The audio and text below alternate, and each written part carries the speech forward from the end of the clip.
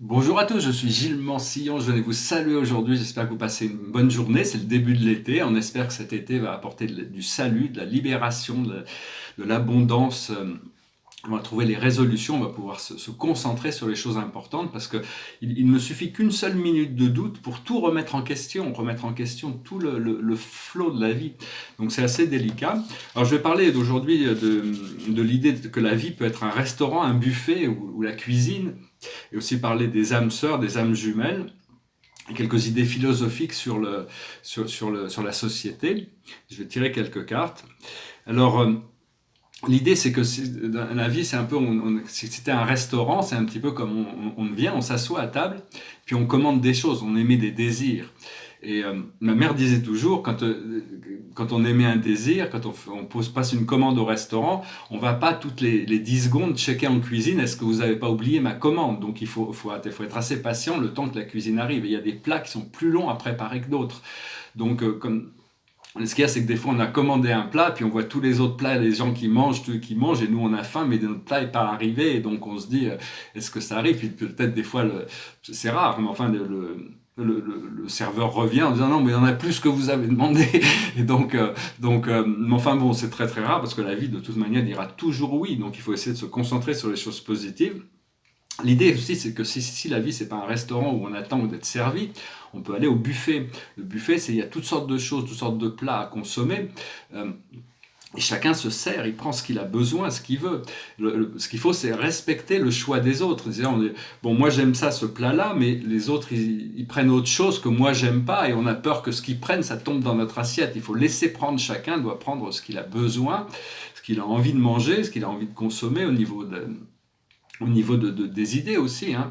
Donc ça, je partage mes idées ici librement, c'est des idées philosophiques, ne prenez que ce qui résonne avec vous, j'essaie juste d'offrir des messages qui sont à la fois de l'inspiration, partager mes expériences, j'espère que ces idées vous servent d'une manière ou d'une autre. Mais bon, à un moment donné, on nous demande de mettre la main en cuisine aussi, c'est-à-dire faire notre propre cuisine. Bon, pour moi, le chef cuisinier, c'est Dieu et mon âme, ils sont là. Puis il y a mes guides aussi donc j'essaie de faire de la préparation, j'essaie de de travailler un petit peu aussi sur cette cuisine. Hein. De toute manière, on est en train de préparer des choses, on est en train de préparer des plats. Et les Galactiques disaient d'ailleurs qu'on est en train de créer ici sur Terre, la Terre est la plus importante de toutes les planètes de l'univers, parce qu'il y a des milliards de planètes dans l'univers qui évoluent. Mais ici, on est tellement dans l'obscurité et on est en train de créer des choses tellement merveilleuses, mais qu'on ne pourra pas forcément expérimenter sur Terre. On verra ça plus tard. On est en train de créer, on ne peut pas s'en rendre compte, des mondes extraordinaires. Des systèmes solaires, même des galaxies où la vie sera extraordinaire dans l'univers, mais dans l'univers du futur. Donc on ne peut pas se rendre compte des causes et des effets. Il faut savoir que bon, de toute manière, tout sert à l'univers et donc tout ce qui peut faire évoluer l'évolution de la conscience. En réalité, il n'y a que Dieu, il n'y a que la vie qui évolue, qui se cherche, qui se trouve, qui continue à évoluer, qui s'oublie, qui se souvient. Et donc tout ça, c'est un procédé. On essaye d'arriver à ce point de completion. Donc voilà, hein. Essayez de préparer, vous pouvez toujours demander ce que vous voulez à la vie, de toute manière, la vie dira toujours oui, et puis bon, des fois il faut être patient le temps que le serveur arrive, c'est pas la peine d'aller se plaindre en cuisine que le plat n'est pas arrivé, s'il y a des plats qui prennent plus de temps que d'autres à fabriquer. Et donc, euh, et donc je voulais parler aussi des âmes sœurs. J'avais parlé hier, je disais que bon, j'attendais cette âme sœur, donc j'espère que, mais enfin à mon avis, parce que c'est une âme sœur ou une âme jumelle, c'est un peu les deux côtés d'une pièce, c'est-à-dire la séparation. Généralement, l'autre côté de notre âme, il y en a toujours une partie qui reste dans les plans ascensionnés, parce que c'est trop délicat de venir les deux en même temps, mais ça peut arriver de venir les deux en même temps, comme Jésus et Marie-Madeleine par exemple, ou Osiris et Isis. Et donc, euh, c'est un petit peu comme, c'est un petit peu, c'est-à-dire que si, parce que la séparation de l'autre côté de notre âme est insupportable, c'est infernal d'être séparé de notre autre moitié.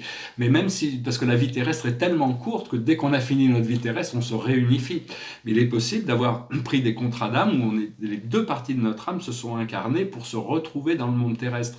Le problème, c'est que tant qu'on n'est pas dans l'alignement parfait, cette, cette, c'est-à-dire que notre âme jumelle ou notre âme sœur ultime, disons, va refléter nos erreurs, toutes les choses qui ne sont pas en parfaite harmonie, plutôt que d'arriver à cette union parfaite. Et il y a beaucoup d'âmes avec qui on est très familier aussi, parce qu'il n'y a qu'une seule âme, donc toute la vie est notre âme sœur, mais il y a des connexions profondes. Et il y a quelques décennies, j'avais rencontré une femme, je croyais que c'était l'amour de ma vie, je prends cet exemple, hein, je ne vais pas en citer, et parce que je réalisais qu'on avait eu tellement de vies passées ensemble, mais elle n'était pas du tout connectée avec ça, elle avait un petit ami qui était très riche, moi j'étais pas, j'étais un artiste bohémien, et puis elle aimait pas le tabac, lui il fumait pas, moi je fumais, donc en réalité c'était un catalyse pour m'aider à prendre conscience que je devais prendre soin de mon corps physique. Et beaucoup plus tard, j'ai réalisé qu'on avait eu, parmi toutes les vies qu'on avait pu avoir ensemble, j'avais eu cette vie où j'étais un souverain très puissant, on était ensemble, on était en couple, on était amoureux, mais elle pouvait pas avoir d'enfant, donc j'ai dû me séparer d'elle pour prendre une autre femme, pour assurer la descendance. La raison d'état prévalait sur mes feelings personnels, et ça avait dû être assez humiliant. C'est pour ça que dans cette vie, elle m'a fait vivre un peu cette humiliation de après ça, mon maître guide, mon ange gardien et mon maître guide m'ont expliqué que c'était pas forcément mon âme, c'était quelqu'un avec qui j'avais beaucoup de connexions, qui avait été un grand catalyseur pour mon évolution, mais c'était pas mon âme sœur ultime. Et donc depuis, il y a cette personne qui vient dans ma vision, et je pense que j'espère, de toute manière, je garde ça comme positivement possible, qu'on puisse se réunir un jour. Donc voilà, hein, parce qu'on ne sait pas vraiment, des fois les relations ça peut être un catalyseur, des relations profondes, c'est-à-dire quand on aime quelqu'un, c'est notre propre cœur qui est ouvert à l'amour, ça ne veut pas dire que la personne va réciproquer ou va comprendre ou sentir cette connexion, parce que des fois il y a des choses qui sont bloquées dans la conscience, qui sont pas dévoilées. Euh, donc voilà, hein, je voulais parler de ça rapidement. Hein, mais enfin, en réalité, là, on est déjà complet. C'est juste que bon, des fois, il peut y avoir une personne, on est quand même créé pour vivre en couple. Hein. Puis deux âmes sœurs, ça peut être deux hommes, ça peut être deux femmes, ça peut être un homme et une femme. Hein. C'est pas la manifestation physique, c'est pas l'amour, c'est l'amour de toute manière. Juste. Et il peut y avoir plusieurs âmes sœurs, et on peut avoir plusieurs âmes sœurs de toute manière, il n'y en a pas forcément, il n'y en a pas beaucoup, mais il peut y avoir, se tient sur les doigts d'une main, mais enfin bon, la Terre est grande, il y a 7,7 milliards de gens qui vivent sur Terre quand même. Il y a ce site internet qui s'appelle Worldometer, World comme le monde, O-meter comme un compteur. C'est un petit peu inquiétant d'ailleurs à regarder, je me suis tombé là-dessus par hasard l'autre jour, et on voit tous les gens qui décèdent en temps réel, et tous les gens qui naissent, il y a beaucoup plus de gens qui naissent que de gens qui décèdent, et on voit le chiffre des compteurs de l'humanité qui grossit, et déjà 7,7 milliards d'âmes sur Terre, ça prouve qu'il y a beaucoup d'âmes qui ont envie quand même de s'incarner sur Terre, même si la vie est très difficile sur Terre. La plus haute sagesse pour nous aujourd'hui, c'est l'écrivain ou le scribe. Alors j'espère pouvoir publier mon livre, hein, je pense qu'il est important, enfin de toute manière c'est des choses qui vont arriver. Prenez des notes, ça veut dire il faut prendre des notes, écrivez, même si ce n'est pas dans l'intention de les publier, il faut les écrire. Ce que l'on doit comprendre, c'est le Père, c'est Dieu, c'est la source, c'est reconnecter, prendre la main, arriver à reconnaître Dieu, ça prend du temps pour enlever toutes ces facettes de nous-mêmes qui nous empêchent de voir, tout ce qui est en trop, qui nous empêche de reconnaître le visage de la vérité, la présence de Dieu dans tous les êtres et toutes les choses. Ce que l'on doit faire, c'est le moine ou la nonne, c'est-à-dire c'est garder notre énergie concentrée, ne pas disperser notre énergie. Et l'aboutissant, c'est biblique, c'est-à-dire on arrive vraiment à une phase où il va y avoir une intervention de l'univers. Hein, de toute manière, c'est aussi une connexion avec toute cette histoire, reconnaître la spiritualité, notre Seigneur, notre Créateur, reconnaître notre mission, notre fonction dans cette vie. On va parler très rapidement de certains sujets un petit peu philosophiques. Hein. Avant, je voulais dire aussi, parler de musique classique. La musique classique, c'est important de temps en temps d'écouter un peu de musique classique, parce qu'à l'intérieur de la musique classique, il y a des clés et des codes pour notre ADN. Personnellement, j'aime bien Beethoven, j'aime bien Bach, j'aime bien Chopin, mais il y a un musicien qui n'est pas forcément le préféré des gens qui aiment la musique classique, mais qui est important à écouter, c'est Mozart. Alors Mozart, il y a un code c'était un arcturien, une âme arcturienne, et il y a un code dans sa musique. Si on l'écoute 96 heures d'affilée, il y a une ouverture dans notre ADN qui se passe. D'ailleurs, ils se sont aperçus que quand ils passent dans les crèches, les enfants sont beaucoup plus épanouis quand ils entendent cette musique de Mozart. Les plantes aussi, Mozart, c'est la musique préférée de toutes les plantes. Et même au Japon, à Kobe, ils font la meilleure viande du monde. Les vaches sont là-bas, sont traitées comme des reines, hein. C'est-à-dire, on leur fait des massages, on leur sert de la nourriture très haut de gamme sur un plateau avec des gants blancs. Et tout le monde, toutes ces vaches écoutent Mozart en permanence. Et on demande aux gens qui s'occupent de ces élevages, hein. Est-ce que vous avez essayé d'autres musiques? Non, il n'y a que Mozart. Tout le monde, ça apaise les vaches, ça apaise tout le monde. Mozart, c'est très important. Et donc voilà, hein, je vais parler de ça. Je voulais aussi dire que on va essayer j'espère, je prie que on puisse arriver à passer au Li-Fi plutôt qu'au Wi-Fi, parce qu'on se sert d'une connexion Wi-Fi. Ils essayent d'implémenter la 5G, mais la 5G c'est très très toxique pour les ondes cérébrales, alors que le Li-Fi, c'est la lumière, c'est la connexion à travers la lumière, qui est déjà, il y a certaines compagnies aériennes qui commencent à l'utiliser. Ça coûte un peu plus cher, mais ça va être beaucoup plus simple, beaucoup plus rapide. Et on pourrait même utiliser, si on avait la connaissance scientifique, la lumière du soleil. Parce que le soleil, il nous donne quand même énormément d'électricité et de chaleur, mais il ne nous demande pas de payer pour cette lumière et cette chaleur. Parce que bon, c'est quand même lui qui est le principal bénéfacteur dans l'expérience de la vie humaine. Je voulais dire aussi par rapport à la pollution au carbone, il y a une organisation qui pollue plus que toutes les autres réunies, c'est le complexe industriel militaire américain, avec toutes leurs guerres et tout ça, c'est ce qui pollue le plus au niveau carbone, sans parler même des dégâts que cause la guerre, hein. Parce que bon, à mon avis, on arrive dans une époque où il n'y a plus besoin, c'est philosophique, c'est pas de la politique, hein, on n'a plus besoin des grosses armées pour aller faire des grosses guerres. Les seuls dangers sont les groupuscules criminels et terroristes, c'est une question d'arriver à envoyer assez de lumière et d'amour pour que ces gens prennent conscience et arrêtent leur brutalité, hein, de toute manière. Il y a déjà les esprits et les archanges qui travaillent à l'intérieur de ça. Éventuellement, on devrait pouvoir se débarrasser, mais on a encore besoin de lois restrictives pour empêcher, parce qu'il y a des gens qui n'ont pas de morale, pas de conscience, et donc ils ne réalisent pas qu'ils créent des préjudices aux autres. Parce qu'il y a deux formes, philosophiquement, il y a des gens qui sont libéraux et conservateurs. C'est-à-dire libéraux, c'est-à-dire la liberté, et conservateurs, on va vous dire comment on vous impose des choses. C'est-à-dire on conserve on veut vous imposer des choses. À partir du moment où il n'y a pas de préjudice sur personne, on devrait avoir la liberté de faire ce que l'on veut. Ce qui est intéressant, c'est qu'en France, par exemple, les conservateurs sont les gens de gauche et les libéraux sont les gens de droite, alors qu'aux États-Unis, les libéraux sont les gens de gauche et les conservateurs sont les gens de droite. Bon, c'est un peu la différence. Ce qu'on cherche, c'est l'harmonisation entre la démocratie et la République. On est une République démocratique, hein. C'est d'arriver à avoir assez de liberté, mais quand même assez de protection sociale parce que si on ne dépense plus tout cet argent dans la guerre, on devrait pouvoir le dépenser. Tous les habitants devraient pouvoir avoir un toit. Tous les habitants devraient pouvoir avoir de l'éducation, à manger, se nourrir, s'éduquer, se vêtir. Et donc, parce qu'on veut accueillir de l'immigration, mais qu'on s'occupe déjà, si c'est juste pour avoir des mendiants, c'est pas sain. Ça veut pas dire qu'il faut pas être humaniste par rapport à tous ces gens qui quand même fuient la guerre, hein. Je suis pas en train du tout de dire ça.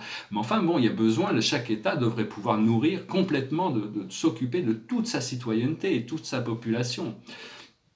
Je pense que ça va être une des priorités du 21e siècle, la qualité de la vie.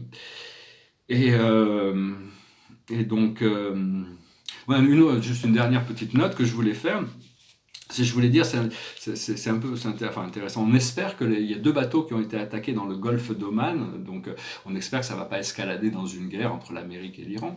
Mais un truc qui m'a frappé, c'est que c'est un bateau norvégien et un bateau japonais. C'est 2 pays qui continuent à tuer des baleines pour des raisons scientifiques. C'est-à-dire qu'ils ont décidé qu'ils ont le droit de tuer des centaines de baleines tous les ans pour des raisons scientifiques. Pour moi, c'est un crime contre l'humanité quand même de tuer des baleines. Il n'y a pas de raison scientifique pour laquelle on doit tuer des baleines. Donc enfin bon, on espère que tout ça va se calmer. Après ça, bon, je vais chanter une chanson, je vais tirer une dernière carte. C'est la lumière aujourd'hui. La carte de la lumière. Alors derrière moi, c'est des tableaux. Ici, c'est un tableau sur l'ascension, c'est la tête divine qui monte. Et ici, c'est un tableau, c'est une scène Alors c'est une scène, je le regardais et je me dis, il était très bien avant, mais depuis qu'il y a tous ces personnages qui sont arrivés là, ces deux tableaux sont un peu mous. Alors, je vais peut-être les remonter parce qu'ils étaient très bien dans l'ancien décor, mais il y a tout ça qui est arrivé, les couleurs ont changé, tout ça, donc ces deux tableaux sont un peu mous. Ceux-là, ils me plaisent bien, je vais les laisser, mais je vais essayer de remonter ça sans les rendre trop forts pour que ça devienne, je ne voudrais pas que ça devienne dominant complètement sur le tableau. Et je vais chanter une chanson, c'est la première chanson que je m'étais lancé à chanter, c'est pas la plus facile, mais c'était une chanson de Leonard Cohen. Et donc c'est la première chanson que je m'étais lancé à chanter quand j'avais commencé à chanter sur internet. It goes like this. I heard there was a sacred chord that David played and it pleased the Lord. But you don't really care for music, do you? It goes like this, the fourths, the fifths, the minor fall and the major lift, the baffled king composing, Hallelujah, Hallelujah, Hallelujah, Hallelujah, Hallelujah. Your face was strong, but you needed proof. You saw her bathing on the roof. Her beauty in the moonlight hovers through you. She tied you to a kitchen chair. She broke your throne and she cut your hair. And from your lips she drew the Hallelujah. Hallelujah. Hallelujah. Hallelujah, Hallelujah. Well, baby, I've been here before. I've seen this room and I walked this floor. I used to live alone before I knew you. And I've seen your flag on the marble arches. Love is not some victory march. It's a cold and it's a broken hallelujah.